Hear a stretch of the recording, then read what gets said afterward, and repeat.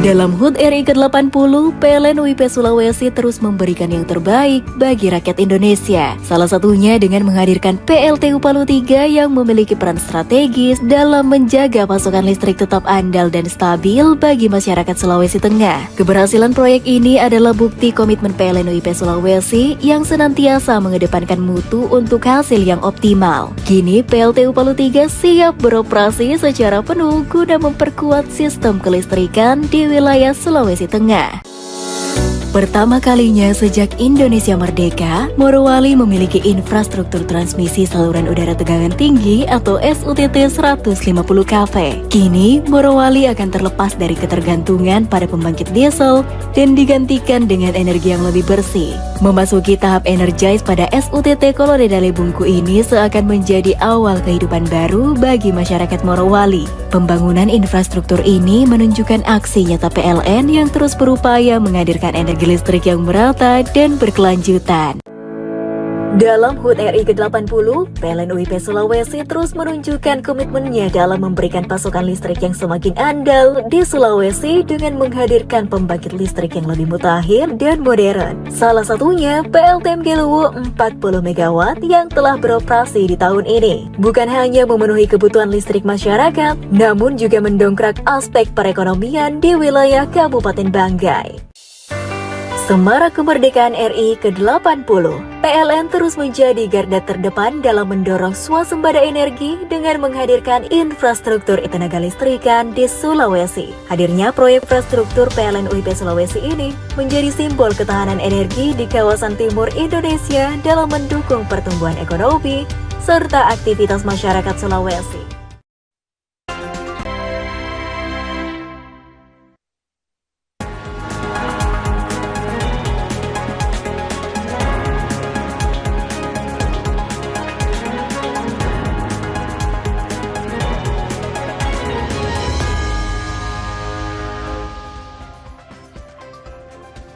Anda menyaksikan segmen Kompas Bisnis bersama saya Briamana Tenaya, saudara. Joao Angelo de Sousa Bota mundur dari jabatannya sebagai Direktur Utama Agrinas Pangan setelah 6 bulan menjabat. Agrinas adalah sebuah BUMN di bawah payung Danantara. Joao mengundurkan diri karena merasa tidak didukung pembantu presiden. Ia bilang sudah 3 kali mengajukan pengunduran diri, namun Danantara belum juga menyetujui dengan berbagai alasan. Joao Bota diangkat pada 10 Februari 2025 berdasarkan surat keputusan Menteri BUMN.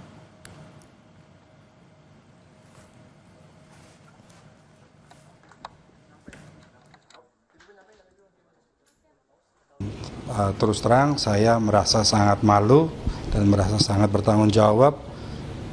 Segala sesuatu yang terjadi selama ini, selama 6 bulan, kami tidak dapat mewujudkan apa yang disampaikan, dicita-citakan oleh Presiden. Itu menjadi tanggung jawab saya. Oleh karena itu, saya dengan segala hormat mohon maaf kepada Bapak Presiden bahwa saya gagal mewujudkan apa yang beliau ini karena kami tidak mendapat dukungan maksimal dari semua pihak, sehingga apa yang Bapak Presiden rencanakan, Bapak harapkan tidak dapat kami wujudkan. Dan bentuk tanggung jawab kami menyampaikan pengunduran diri tadi yang sudah diterima oleh pihak Danantara. Alasan utama saya begitu bersemangat, ingin berkontribusi, ingin terlibat, membantu, membangun, mensejahterakan petani, membangun pertanian kita, tetapi kami tidak didukung oleh pembantu-pembantu presiden dengan membuat birokrasi yang sangat bertele-tele dan hampir tidak mungkin kita wujudkan. Sehingga saya mengambil langkah demi kehormatan saya, demi menjaga nama baik teman-teman, dan saya bertanggung jawab terhadap ketidakberhasilan atau kegagalan kami selama 6 bulan ini untuk mendukung dan mewujudkan petani sejahtera dan negara bisa berdaulat. Dirut Agrinas yang mundur juga bilang Danantara tidak memiliki sense of crisis bahwa kondisi pangan Indonesia sedang tidak baik-baik saja. Selama berproses, kami melihat bahwa pihak Danantara, ini sekali lagi saya ulangi lagi, tidak memahami atau tidak memiliki sense of crisis atau ultima ratio bahwa keadaan pangan kita tidak baik-baik saja dan tidak normal-normal saja, sehingga kita perlu melakukan langkah-langkah terobosan dan langkah-langkah yang cepat untuk bisa mewujudkan dan menjamin ketersediaan pangan bagi bangsa dan negara demi kelangsungan hidup bangsa untuk ke depan. Kami menemukan hambatan-hambatan yang membuat kami menjadi tidak berdaya. Ini sebetulnya bentuk daripada pengungkapan di mana ketidakperpihakan dan antara khususnya kekuatan pemerintah dalam membantu dan mewujudkan apa yang dicanangkan dan dibebankan kepada kami. Kepala Badan Pengelola Investasi Danantara, Rosan Ruslani, merespons pengunduran diri Direktur Utama Agrinas.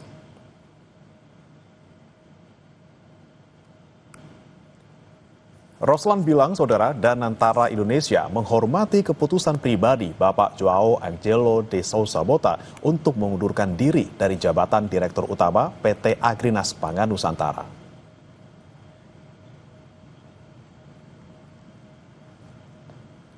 Kata Rosan, saudara, surat pengunduran diri Joao Bota akan diproses oleh Danantara sesuai dengan ketentuan yang berlaku. Keputusan ini kami hargai sebagai langkah profesional dan akan diproses sesuai dengan ketentuan serta tata kelola perusahaan yang berlaku, kata Rosan.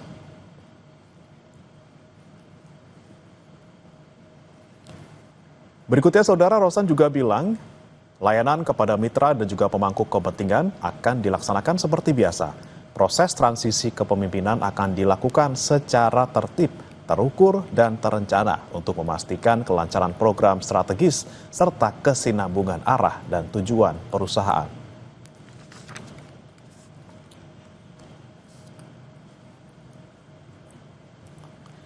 Kemudian, saudara, apakah pengunduran diri Joao Angelo de Sousa Bota, Direktur Utama BUMN Agrinas Pangan, menjadi sinyal ada masalah besar di balik Danantara dan sistem pangan Indonesia? Kompas Bisnis akan tanyakan langsung kepada Direktur Eksekutif Selyos Bima Yudhistira. Selamat pagi, Mas Bima.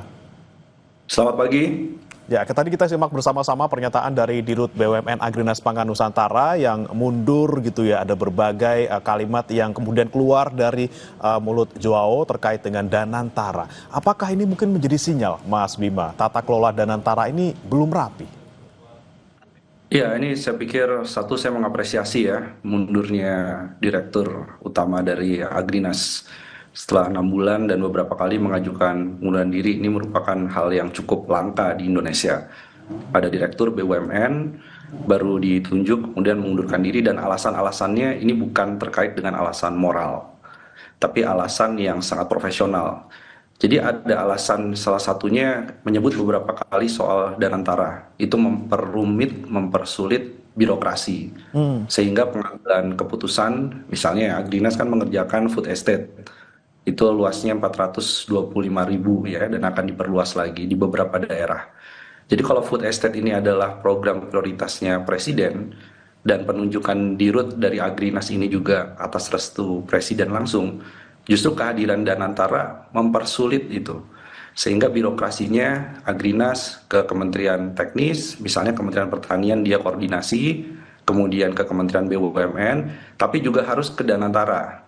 Karena ini merupakan hal yang dari awal kita khawatirkan soal Danantara. Danantara ini tidak melakukan bisnis efisiensi, tapi justru memperumit koordinasi sehingga keputusan-keputusan strategis itu jadi lebih lambat tereksekusinya.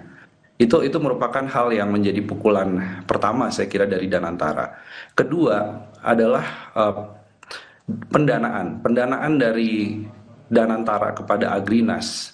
Ini juga dipertanyakan. Danantara ini kan anggarannya sudah sangat besar dari dividen BUMN yang harusnya disetor ke APBN, sekarang dikumpulkan ke Danantara. Dengan anggaran yang begitu besar, kenapa program-program prioritas seperti masalah ketahanan pangan ini dikalahkan, di nomor 2 kan, bahkan bukan nomor 2, nomor sekian. Nomor pertamanya apa?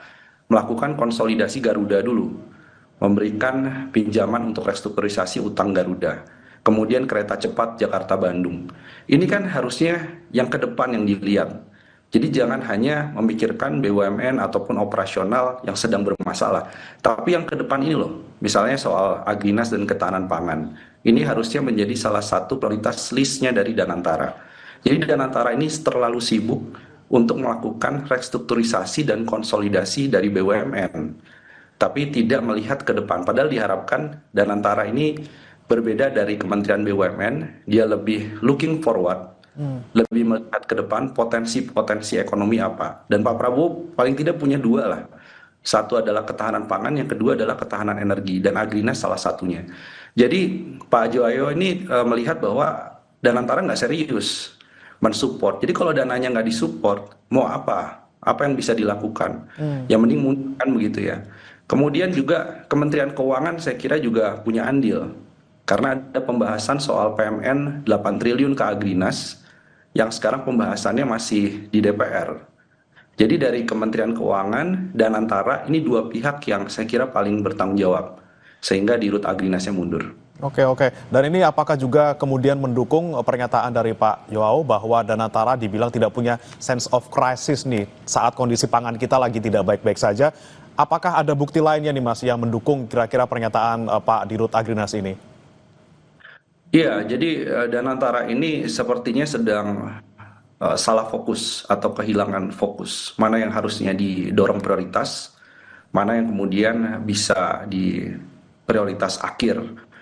Jadi salah satu contohnya tadi menyelamatkan Garuda, kemudian Krakatau Steel, ada lagi masuk ke kereta cepat Jakarta-Bandung, itu rencananya.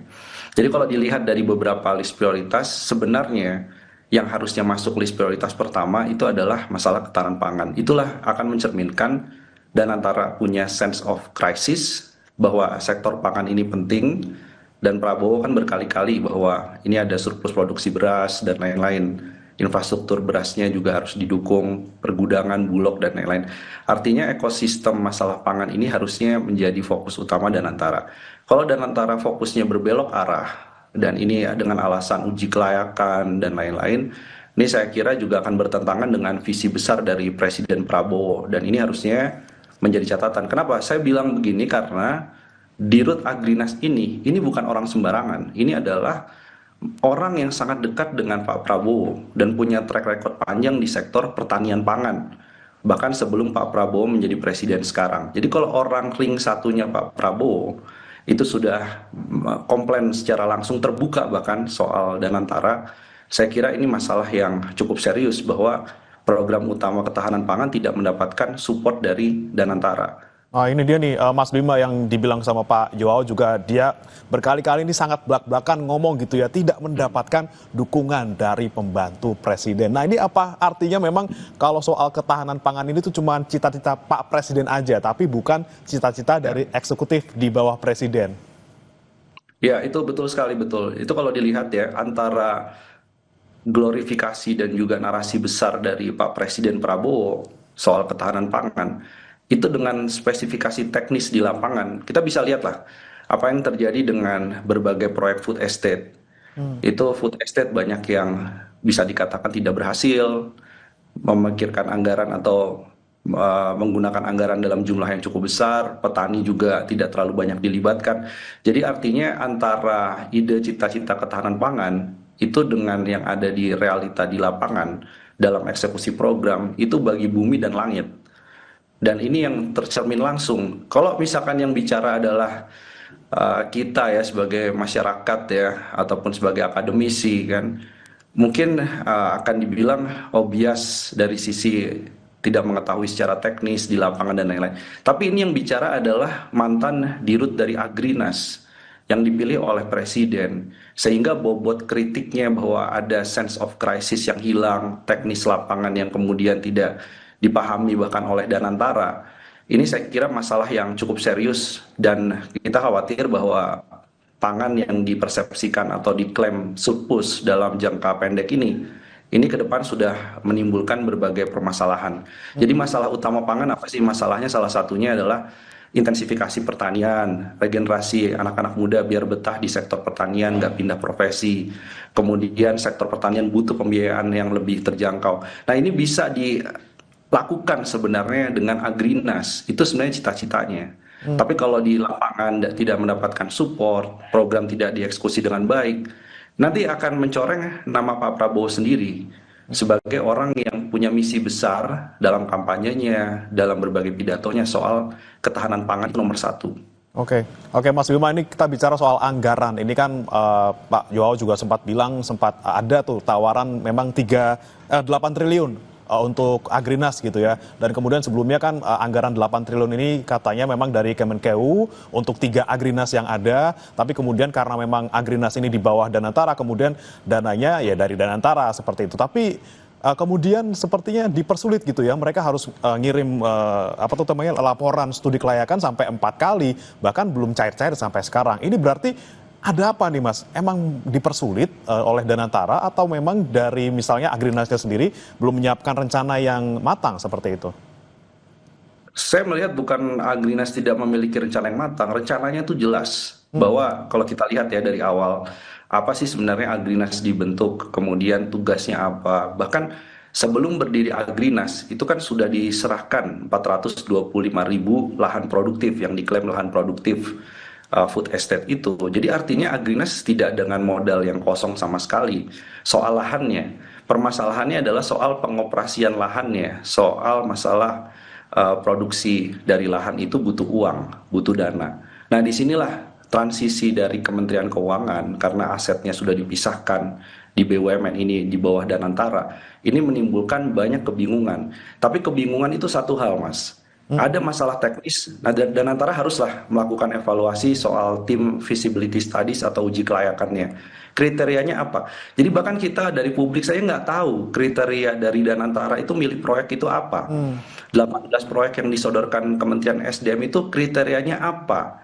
Coba ini publik lihat websitenya Danantara. Nggak ada itu keterangan soal kriteria proyek yang akan dipilih oleh Danantara. Itu satu kesalahan masalah teknis. Tapi satu hal lagi, saya kira ini ada masalah yang terkait dengan ekonomi politik. Bahwa proyek-proyek yang dipilih itu memang proyek yang tidak menjadi prioritas secara politis. Nah, jadi secara politisnya siapa? Pak Presiden pengennya ketahanan pangan. Dan antaranya lari ke proyek-proyek yang nggak ada kaitannya dengan ketahanan pangan. Nah, ini saya kira menjadi catatan. Oke, ini prioritas dari Danantara yang menjadi catatan oleh Selyos gitu ya. Tapi kemudian ada juga pernyataan dari Dirut Agrinas yang bilang ada barbarisme di sistem pangan Indonesia, kemudian ada eksploitasi di sana. Nah, kira-kira siapa yang disebut melakukan eksploitasi, Mas Bima? Tapi jangan dijawab dulu, kita akan bahas usai jeda berikut, tetap di Kompas Bisnis.